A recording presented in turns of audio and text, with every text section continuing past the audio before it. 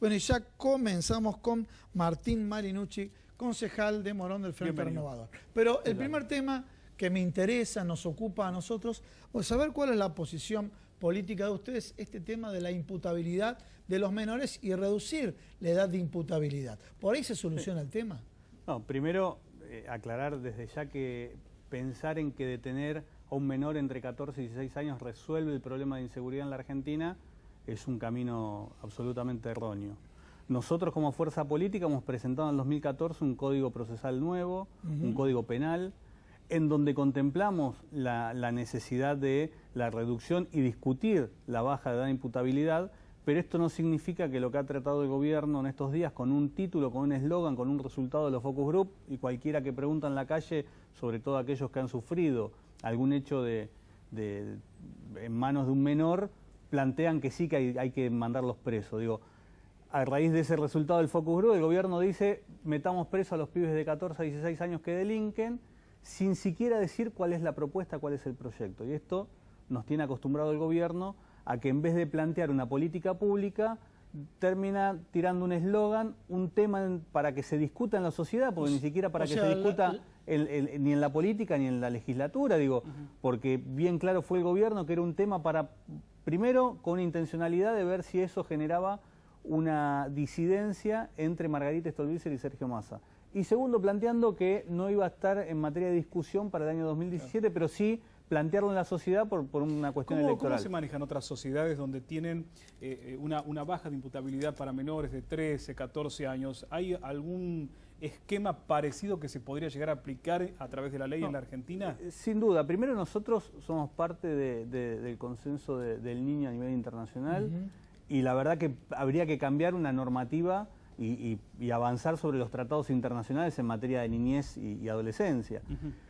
Lo preocupante, y es donde sí hay que discutirlo, y esto la verdad que cuando salen las declaraciones de tanto de Sergio como de Margarita, que es un tema que hay que discutirlo, que hay que plantearlo en la Cámara de Diputados, que hay que avanzar con una propuesta, que no hay que dejar de lado esa situación, pero que sin duda, si uno solamente cree que la manera de resolver el problema es detener a esos chicos, llevarlo a un instituto, a una cárcel, a un organismo que se genere, digo, la verdad que hay que pensar cuál es el proceso previo para que esos chicos lleguen hasta ahí.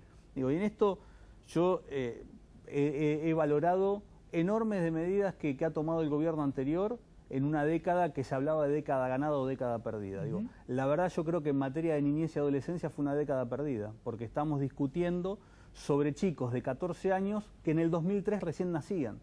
Quiere decir que si esos chicos hoy de entre 14 y 16 años han tenido oportunidades que otros no han tenido, oportunidades que otros sí han podido tener, la verdad significa que el Estado ahí estuvo ausente. Y esto es lo que hay que corregir, sobre todo para las generaciones Martín, futuras. Vamos a revisar un poco.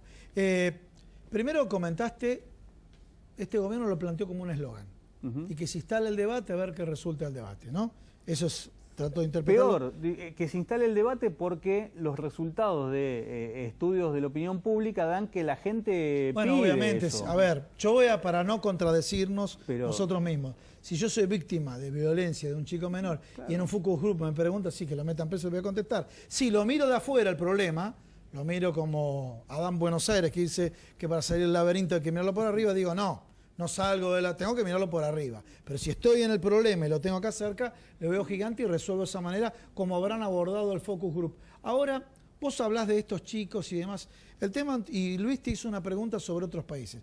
Primero hay un fenómeno socioambiental, ¿no es cierto? Y este fenómeno socioambiental es cómo se puede hacer en aquellos chicos, y no me refiero a que vivan en una casa con más o menos condiciones, porque sabemos muy bien que hay laburantes, pero la mayoría de los que viven en la villa son laburantes, no son delincuentes. Perdóname, te interrumpa. La mayoría. Que el porcentual de hechos de menores de 14 a 15 años es ínfimo de los hechos que se dan año tras año en la Argentina. Digo, no llegan al 5%. Con lo cual también estamos hablando de un núcleo muy reducido contra otros que sin duda que hay que aumentar penas en muchos delitos, hay que tipificar muchos delitos que no están tipificados. Digo, entonces, discúlpame la interrupción. ¿Cuándo se rompió la bisagra en la historia en estos últimos años? Porque, a ver, uno recuerda su niñez o su adolescencia y esto distaba mucho de que a ver, no de que ocurriese, sino que fuese lamentablemente tan común como es Pero hoy en día. complemento la pregunta de Luis. Sí. Complemento la pregunta de Luis. Sí, éramos jóvenes ahí. Me acuerdo cuando asume Raúl Ricardo Alfonsín. Y comenzó con el 2x1. Y de alguna manera quedó ahí el temor del 2x1. Porque, y vamos a trazar un paralelismo con tu comentario. Si de pronto ese chico, ese menor, ve que el de 17, 18, cuando comete un delito va adentro, ese más jovencito va a tener mucho más cuidado. Y el más jovencito ve que el de 17, 18 no va adentro. ¿Por ahí no pasa? Pues, tiene que ver, digo, pasa cuando uno iba más rápido, ahora con la fotomulta va más despacio. Digo, tiene que ver con eso, sí, con que el castigo genera por ahí algún grado de concientización en el que va a infringir una ley. Ahora, la verdad que chicos de 14 años, 15 años, hay que ver si están en ese análisis de ver si infringen o no una ley. A veces tiene que ver con que son utilizados por los mayores. Bien. Digo, para delinquir. Es otro abordaje. Ahora, claro, la realidad es que lo que pasa en otras sociedades, o lo que pasaba en la Argentina en el 83, o lo que pasaba en la Argentina hace 15 años, hace 20 años, creo que tiene que ver también con la calidad educativa. Bien. Creo que esto ha ido disminuyendo. Ha sido una buena propuesta la asignación universal por hijo, que de contrapartida quien recibía ese beneficio tenía que mostrar que el hijo se educaba y se vacunaba, y lamentablemente eso se terminó corrompiendo porque en las escuelas los directivos a veces firmaban para que la madre de ese chico no deje de cobrar esa asignación que la necesitaba, pero el chico no asistía, o los docentes no formaban como correspondió, como nos formaban a nosotros en la escuela pública hace 20, 30 años. Digo, tiene que ver con una cuestión de la matriz educativa en la Argentina, que va a llevar mucho tiempo recomponerla seguramente. Lo que pasa es que hay que tomar la decisión de empezar con esa recomposición. La gestión actual está pensando más en el pago de deuda que en la inversión en calidad educativa. Y esto también es preocupante. Los reformatorios en nuestro país, a ver, por lo que podemos observar, bajo el concepto que tendría que ver una cuestión reeducativa para el chico, para el adolescente, no tiene esa función o no la está cumpliendo, no lo consigue. Lamentablemente lo tenemos en todo el servicio penitenciario también. Digo, sobrepoblación, hacinamiento, desfinanciación en materia edilicia. Digo, la verdad, ¿quién puede salir en mejores condiciones de las que entró? Digo, que este es el gran problema. Cuando uno comete un ilícito y va preso y cumple la condena, sea beneficiado por el 2x1, por una probation, por, la verdad, un abreviado, por lo que la ley le permite, y vuelve a la sociedad, y la sociedad le cierra las puertas a nivel laboral, la sociedad le cierra las puertas a nivel social, digo, a veces cuesta que ese que tiene toda la voluntad de reinsertarse en la sociedad, no lo pueda hacer. Y esto también, la verdad que en la provincia de Buenos Aires vimos cómo se descabezó el servicio penitenciario, pero todavía no vemos resultados fácticos de que esto sea en beneficio de quienes hicieron las peores de las cosas, pero digo que tenga que ver con esto, con que reinserte a aquellos que cometieron un error en su vida, que puedan volver a estar en la sociedad como puede hacerlo cualquier otro, ¿no? Martín, hacemos un vuelco de página. Año 2017, parece que no, pero estamos en el año 2017, escenario electoral, y fuera de cámara nos estás adelantando, por ejemplo, la capital federal y algunas provincias adelantados. Estamos hablando de las PASO para el mes de abril-mayo, ¿no es cierto? Exacto. Sí, bueno, Capital siempre tiene un calendario anticipado con respecto a la elección nacional o de la gran cantidad de las provincias. Pero hay varias provincias también que tienen. Digo, el caso particular que se da, como bien decías, en abril y en junio, si mal no recuerdo, y en la provincia de Buenos Aires, donde se va a elegir, después de 6 años, senadores nacionales, diputados nacionales y legisladores provinciales. Pero contarle a la gente las fechas. A ver, en abril es probable, creo que en la provincia de Salta también, hay PASO. Corrientes, Chaco son las que se adelantan, no tengo claro el cronograma, Chaco, pero que no van a estar en simultáneo con la elección nacional en la provincia de Buenos Aires. ¿Y la nacional en qué fecha sería? La nacional. Es en agosto, el 13 de agosto, si no me equivoco, y el último domingo de octubre. Y el último domingo. Que sería, o sea que ya.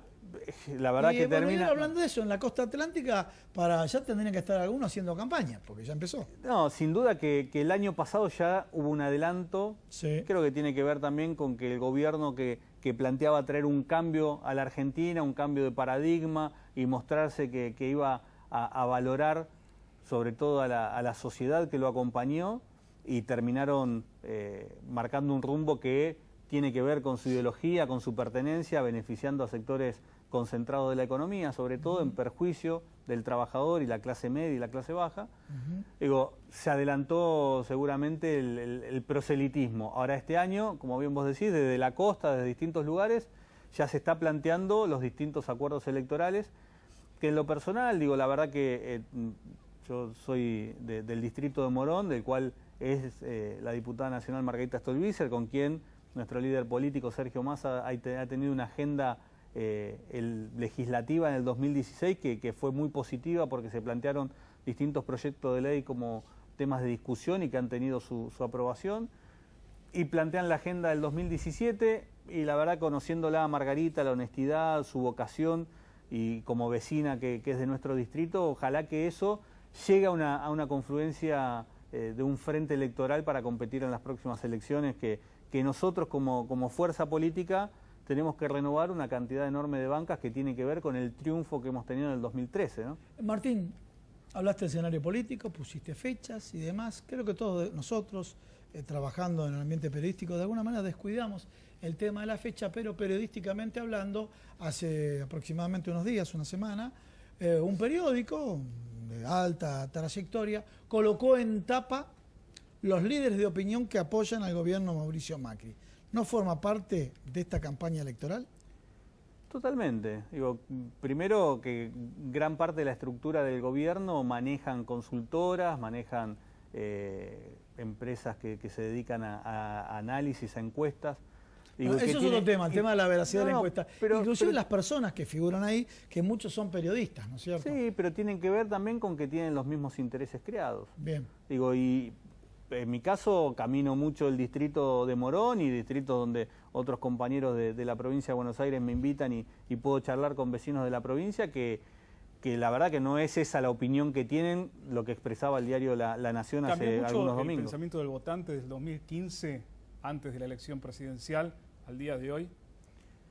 Lo que hubo una decepción enorme, de muchos que sí, como alternativa entre dos modelos o dos miradas o dos candidatos, cuando fue el balotaje, eligieron a uno creyendo que lo que le planteaba, incluso en ese mismo debate presidencial, lo iba a poder ejecutar a partir del 10 de diciembre. Un año de gestión, siguen hablando de herencia, siguen hablando de que el país que recibieron es peor que el que imaginaron. Y la verdad, cuando uno se prepara, en mi caso yo tengo firme vocación de gobernar el distrito de Morón, y si a mí me hubiese tocado gobernar no hubiese pensado en lo que dejaron los que dejaban la gestión, porque me quería hacer cargo de ese problema. Digo, tendría que haber planteado qué es lo que uno iba a hacer para adelante, claro, y avanzar en función de eso. Bueno, creo que el gobierno, tanto del presidente como de los distintos municipios que gobierna Cambiemos, creen todavía que con ese discurso de que nosotros recibimos algo que era imposible de manejar y ahora estamos tratando de ordenarlo, qué sé yo, la gente no es tonta y se da cuenta que fueron engañados. Digo, en su gran mayoría, sin duda que una minoría que son beneficiados, pero todos los días, cada medida económica que toma el gobierno, después Mariano, que es un gran economista, seguramente va a explayarse en eso, pero cada medida que toma el gobierno es en desmedro de las clases populares, de los sectores trabajadores, y en beneficio de muchos líderes de opinión que dicen que Macri todavía tiene más del 70% de... El número llamó la atención. Absolutamente. Martín, muchísimas gracias por estar Gracias a ustedes. Bueno, sí.